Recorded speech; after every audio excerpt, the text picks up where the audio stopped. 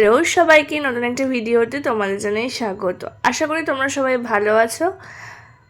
আজকে দেখো father's day, তো তার জন্য দেখো আমি আমার সকালবেলা স্নান করে উঠে গপুকে দিয়ে দিয়েছি একটা বাঁশি।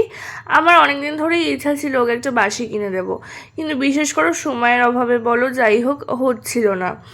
তো তার জন্য দেখো ওকে কত মিষ্টি লাগছে দেখতে। তো তারপরে দেখো ওকে আজকে পেয়ারা দিয়েছি মানে খেতে, আর ভিডিওটা করে দিচ্ছিল আমার মনি। তারপর একটু খাওয়া দাওয়া করলাম, আর দেখো করে টোরে একটু রেডি হয়ে, মানে রেডি বলতে ড্রেসটাই জাস্ট চেঞ্জ করেছি, করে এখন একটু ঘুমটা দিয়ে, কারণ রোদ বেরিয়ে গেছে বাইরে। তো এখন যাচ্ছে মিয়ামোড়ে গেলাম, কারণ ফাদার্স ডে উপলক্ষে একটা কেক কিনবো। তো দেখো ওদের কিন্তু আমি ফেসবুক পেজেই দেখেছিলাম কেকের সাথে একটা কফি মাগ গিফট দিচ্ছিল। তো যাই হোক, গল্প করতে করতে দেখো আজকে আমার বাবাও এসেছে আমাদের বাড়িতে। তার কারণটা তোমরা একটু বাদে দেখতে পাবে। তো আমি আমার বাবাকে একটা স্মার্ট ওয়াচ গিফট করলাম, কজ আমার বাবা না অনেক দিন ধরে আমার ইচ্ছা করছিল যেটা অফিসে যায়, আর স্মার্ট ওয়াচ একটা কিনবে বলে ভাবছিল। তো যাই হোক, যেটা হয় আর কি, মানে একটা প্রয়োজনীয় জিনিস দেওয়া আমার মতে ভালো। তো বাবার তো খুবই পছন্দ হয়েছে, আর বাবা এমনিতে একটু বকাবকি করছিল, কারণ জামা ষষ্ঠীতে অলরেডি সবার মোটামুটি খরচা হয়েছে, তারপরে আমি আমার কেন খরচা করেছি।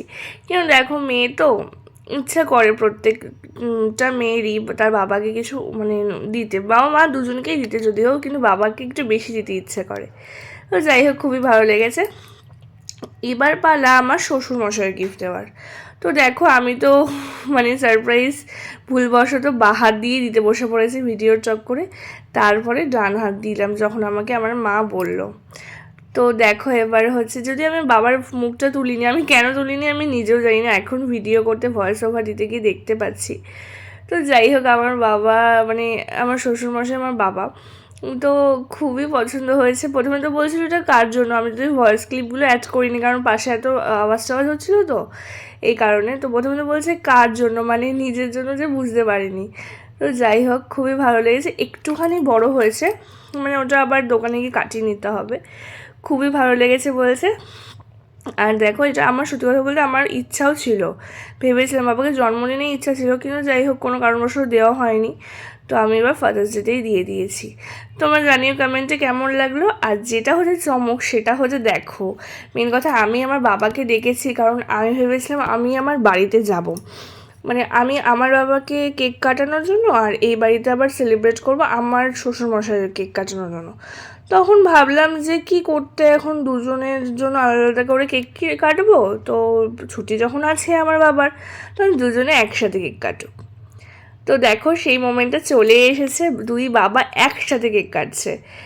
সত্যি কথা বলতে খুবই ভালো লাগে, আর আমি জানি না আমি কতটা করতে পেরেছি বা চেষ্টা করেছি। আর সত্যি কথা বলতে তোমরা এভাবেই আমাকে অনেক অনেক ব্লেসিং দিও, যাতে আমি হচ্ছে এভাবেই প্রত্যেককে খুশি করতে পারি। আর দেখো হয়তো সবাই একটু বকাবকি করে যে হ্যাঁ প্রত্যেকদিন কী অনুষ্ঠান।